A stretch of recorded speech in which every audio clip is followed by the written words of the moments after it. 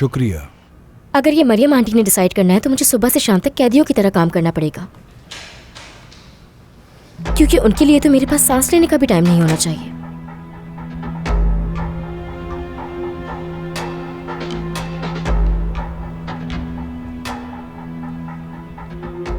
सादिया साहिबा, देखें, मैं आज बाहर गई थी क्योंकि मुझे बहुत ज़रूरी काम था।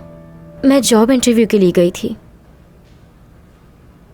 क्योंकि इस घर के लोग और नौकर हमारे साथ बहुत बुरा रवैया रखते हैं, जो कि अब बर्दाश्त नहीं हो रहा।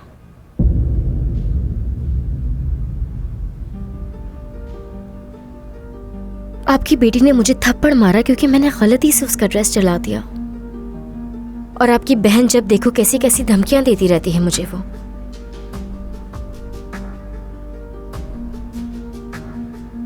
माजरत चाहती हूँ, लेकिन मैं अपनी और अपनी माँ की इतनी बेइज्जती बर्दाश्त नहीं कर सकती, इसीलिए इंटरव्यू पे गई थी, एक कैफे की वेट्रेस की जॉब के लिए बस। अगर आपको यकीन नहीं है तो बैरन से पूछ सकती हैं आप। बैरन से क्यों? जी हाँ, ये भी उस वक्त वहीं पे थी। शायद ये बताना ना चाहे आपको, क्योंकि वो मिस्टर अली के साथ थी वहाँ।